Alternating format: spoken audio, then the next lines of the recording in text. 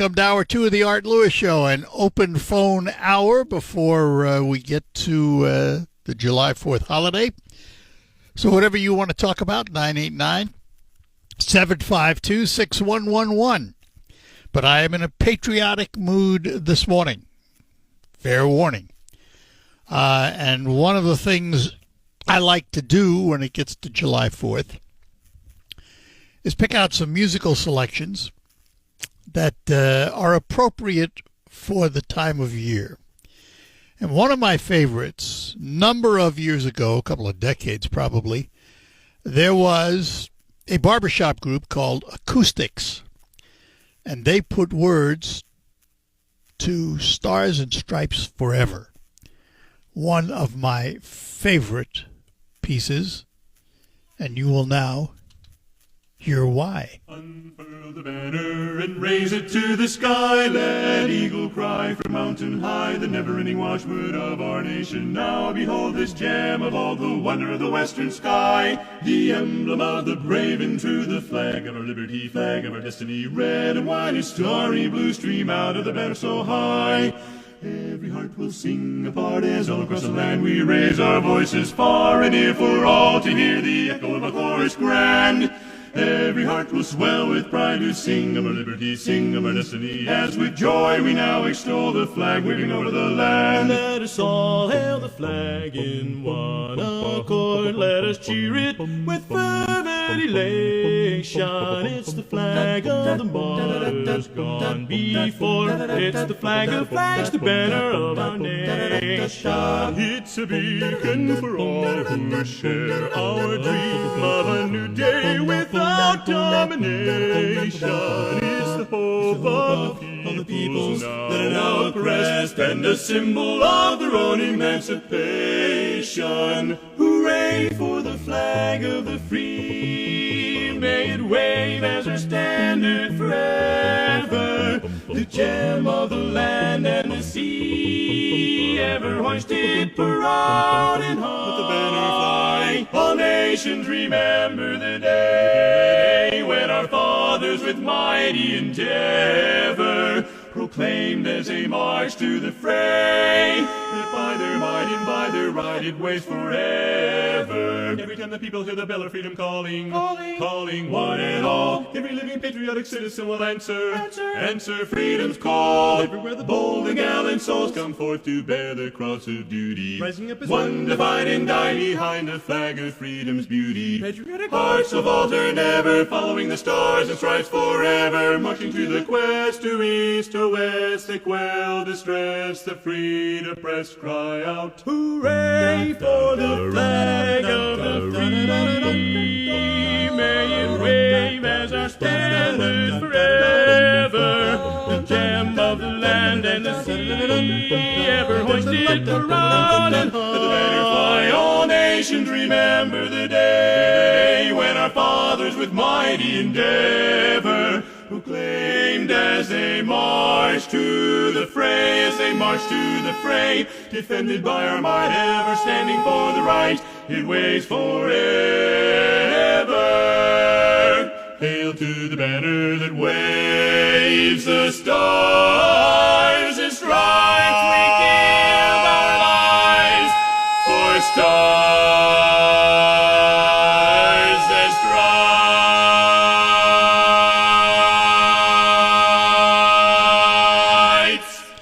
Acoustics, the Stars and Stripes Forever is probably you never heard it before. Anyway, happy 4th of July tomorrow. We won't be here because there's special programming, so I thought we'd spend a little time today talking about it. And your phone calls, and we start with Albert, who is in Freeland. Albert, good morning. Good morning, Mr. Lewis. How are you? I'm doing well. Hope you are. Hey, I appreciate each day for what it brings. Yep, you bet. Hey, I have a couple of questions. Is the state of Michigan requesting another increase on the gas tax? Not that I've heard, but then again, I could have missed it. But as far as I know, they have not. I know there's a plan. The Republicans have put forth a plan to fix the roads but I am not aware of any gas tax request other than a shift in the current gas tax that it go to the roads. I thought they approved that about 3 or 4 years ago, but I don't know. Maybe I'm mistaken. Well, it was partial because it also is a component that went to schools. Okay. But as far as I know, I've not heard of an increase. I've not heard of one yet. Okay. Crystal clear hearing in second.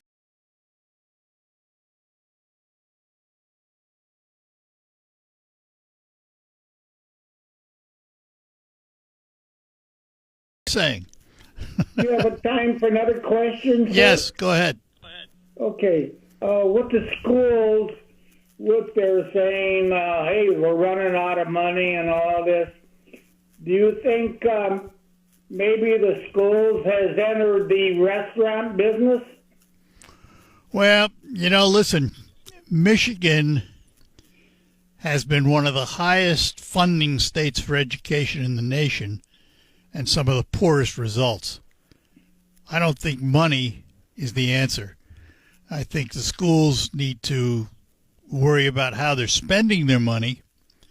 But, we're not getting results for the dollars we're spending. So I think we need to fix that before we talk about any more. Okay. And another, do you have time for one more, sir? Yep, go ahead. Last one. Okay, on these illegal aliens, I agree people have a right to reject and all this, especially the seniors, whatever. Maybe the ICE and the federal government ought to say to these people that are ejecting, hey, leave them here. Maybe they ought to ask them if they want to be a sponsor for these people. Yeah, that's interesting. And if they say yes, maybe you should support one then. Yep, put your money where your mouth is. Exactly, sir. All right, good enough. Hey, I thank you, and you have a great 4th. And you too, Albert. You have a great day. Bye-bye. Bye-bye now. Now, listen, I have been steadfast about this illegal alien question for a long time. We are not denying anyone their right to seek asylum, as long as they do it legally. If the first thing you do in seeking asylum is to break one of our laws, why should we accept you? There are avenues of legal entry in the United States. And if you take any one of those avenues, you can seek asylum and probably will be more successful. But if the first thing you do is to break a law in seeking asylum, I'm sorry, I don't see it. I am a border protectionist. Always have been, even before this crisis reared its head the last few years. Because you don't have a country if you don't have a border. If you don't have a secure border, how can you call yourself a country? You have no geographic boundaries. I mean, yeah, you can draw one on a map, but it's useless if you have a sieve. So I have always been someone who favors a secure border. But I also favor the government getting off their duff, both Congress and administratively, and fixing the immigration laws, which haven't been dealt with in decades, because it's kicked down the road, Congress after Congress, administration after administration. It's about time we put in place some modern language that makes sense for the world we live in today. All right. Lines open for you, 989-752-6111. I'm Ed Evans, CEO of Saginaw News opinion page. This very interesting article about it was entitled "When Politics Destroyed a Founding Friendship," and it was about Jefferson and Adams and how they finally put aside politics and got to be friends again. And I think we need a lot more of that these days. Well, you and I would agree because we're friends and don't view things the same way. But yeah, right. We've, as a country, we have become so polarized. I blame a lot of that on social media and what I call the new legacy media, which seems to be biased on both sides. I just don't see an end. It worries me. Mm-hmm. Well, I hope things get to be better, but I'm not sure that they will in my lifetime. Well, mine either, or many others. I just, I don't. It's hard to look at the future and wonder what it's going to be like 10 years down the road. Is it going to get worse, or are we going to get better? I don't know. I really don't know. Yeah. But on the other hand, as long as I have friends like you and people that I can sit down and talk with, agree or disagree, but they're still friends, I lead my life and you lead yours, friend, and we just keep on going. Yeah. Yoko and I are about to enter a new phase of our life, heading into assisted living, but we'll still keep in touch. I saw your note. I saw your note the other day. I was going to call you and ask you where you're going to be. I'm not going to ask that on the air, but I'm not sure myself yet. Oh, okay. I'm sure wherever it is, it'll be nice. Oh, absolutely, absolutely. You'll enjoy it. You'll meet new friends, and but you guys can do that anyway, anywhere. So. Well, good talking to you, Art, and again, happy Independence Day. Bye-bye. To you and Yoko, too. Bye-bye now. Mm-hmm. See you, Gene. Take care. Bye-bye. And let's talk to Carl in Saginaw. Good morning, Carl. Good morning, Art. Yes, happy 4th. Yep. Hope you enjoy the weekend. You too. Doesn't get too hot. Yeah, I have an air conditioner. And if I have to, I'll stay inside. Good. You were talking about asylum a few minutes ago. Mm-hmm. That people should do it legally. Yep.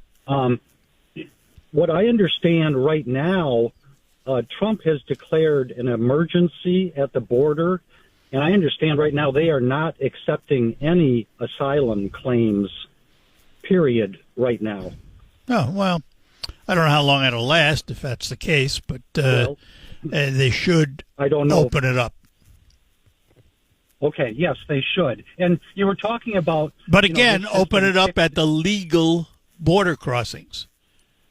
Yes, of course. You were saying about how this problem has been kicked down the road for years and years. Well, last fall, there was a bipartisan, Republican and Democrat, bill in the Senate to address some of these problems about citizenship and the border and more judges and more border patrol. And Donald Trump called the senators and said, do not vote for this. He did not want the problem solved before the election. Well, see, you didn't complete my statement, though. I said it's been kicked down the road, administration after administration, Congress after Congress. And since Donald Trump is an administration, it still holds. Whether you agreed with what he did or whether you disagreed with what he did, it's no different than what's been done in the past. Nothing. Yes, well, let's just lay blame. Well, no, you want to only lay blame on Trump, and that's not the case. Well, we could have at least partially solved this we problem. could have, should have. We could have done it for decades. For decades. Well, so Trump would rather have an issue. I know. It's all Trump. On. It's all Trump. Well, what he has done that nobody else has done is he shut the border down. He did. No doubt about that. And I'll give him credit for that. I honestly don't know why it couldn't have been done before. Well, you'd have to ask other presidents about that. I guess. Yeah, I like guess. Biden. Well, but how about Trump's first term? You know, he didn't do this in his first term. So it's all Trump, is that was right? he wrong? Everything is Trump. Well, was he wrong in his first term for not doing it then? I don't know how bad the I mean, problem. Well, was he wrong in not doing it then? Yeah, the same way that every other president was wrong in not doing it. But Okay, now he's well, doing. then But every other president, now he's doing it. Well, like I said, I'll give him credit now for what he's done on the border. Good, we live now.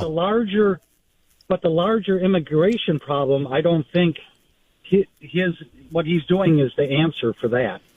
No, it's a start. deportations It's a and start. camps. It's a start. But the answer lies in an immigration law that makes sense, with enough border crossing points that make sense, and a path to asylum that makes sense. Common sense should be put in place. And until somebody in the Congress sits down and does it with the administration, we're going to have these spats. Well, let's see if the Republican-led Congress puts forth a border bill now, to fix the problems on the border. I'd like to see it. It's going to be camps. I'd like to see it. Camps and deportations. I'd like to see it. So yeah, I'd like to see it too. So otherwise, it'll be the same as every other Congress, including Democrat ones. Just so you understand, this is not an issue that's defined by one party or another. It's been around a long time through administration and Congress. But you want to blame Trump as the whole thing. Well, guess what? Well, he's not the only one. He's the one. He's the one right now that's trying to fix it. Well, I don't think he's. Well, you don't like the way he's fixing it. People. He's what is he doing about citizenship or any of those other problems? Where is that in this bill? Don't know. Needs to be defined. It's not there. All right. Got to go. Got to take a break, Carl. Okay, thanks. Take care. Bye-bye now. And let's take a moment out to talk to you about food. Good food. Kind of good food you find at Krizak's House Family Restaurant on Bay City's South Side. It is some of the best. And it's the place to go for your authentic home-cooked foods that have a European flair, and they're reasonably priced, too. So now's the time to think about getting together with friends and family for lunch or dinner. Maybe some events coming up like graduations, confirmations, weddings, showers, anniversaries, and more. Krizak's has an economical way for you to supply the food. Order what you want in Polish and American foods, and then just pick it up at the restaurant, ready to go. Or better yet, have your celebration right there. Don't forget, at a moment's notice, Krizak's can help. Call them at 989-894-5531, 894-5531. Krizak's House Family Restaurant, corner of Cass and Michigan, on Bay City's South Side. Well, let me challenge one thing you said, Sean. See how you think about this. Yeah. Yes, I agree with you. The laws are already on the books and they should be enforced. But I also believe we need new immigration laws that make sense for modern America. Yeah, So, that makes sense. okay, Nothing wrong then with we're in that. agreement on that. Yeah, that's all good. Yeah. But like I say, Carl, I love you, guy. Make arguments in good faith. Have a good faith conversation. Let's understand he is, because that's how he believes. And that's fine. It's you even pointed out to him. It's Trump derangement syndrome. I mean, he could get $1 million check from Trump, and he'd hate him for that too. I mean, I understand that. Moving on. Trump has a 63% approval rating, which is the best Republican since they started doing it. So I don't know all the people that say Trump's losing his base. Well, that's a lie. So I just found that interesting. That was out yesterday. And what I really found, another one was RFK mentioning that, again, Alex Jones was right again, the vaccines that children get, and I got 2 kids too, mine are older now, but 25 years ago they tried telling you that, you're 1,000% more chance of being autistic with these vaccines that they give you. So I find that. That's still that one I'm not going to get into because it's still debatable. They haven't proven it. It's speculative, and they haven't proven it. And the question is, do you want to take the chance?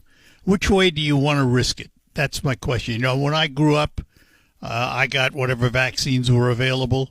My kids have always gotten the vaccines, and I would bet on the vaccines as opposed to the other way. But again, that's not to say it shouldn't be investigated. It doesn't mean it shouldn't be looked at. Right, that's what I'm saying, because here's the deal. Every day on the TV, I watch all these commercials, and it says, if you're going to be pregnant or if you are pregnant, right? I'm sure, this isn't a dig. This is just reality. I'm sure all the ladies know when they're going to get pregnant. I mean, most of us were surprises, right? So you wonder why everything's all messed up. It tells you right there. It changes your body with all these drugs, and, they're bad. Again. Well, let's understand this too, though, Sean. Let's understand those commercials are CYA. They do that to cover their fannies, because the reality is, if one person in a million gets it, if they haven't said that, they'll get sued. So that's the whole. For 15 years, I mean, what can you really extrapolate over 15 years? Yeah. What's it like after 120? Maybe we should test longer. And you and I won't be around to find out. So. All right, and then one more for you, if you real got quick. Time. Yep.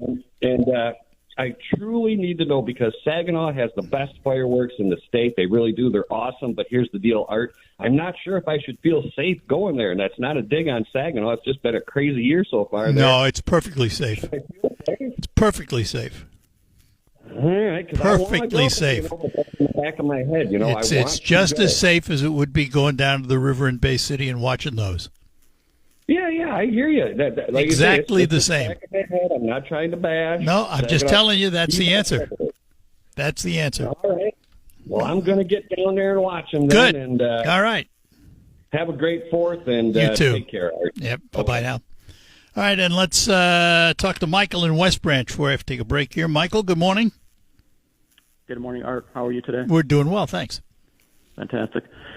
In my opinion, your liberal listeners, callers, are either gaslighting the listeners, or they're just ignorant on the facts.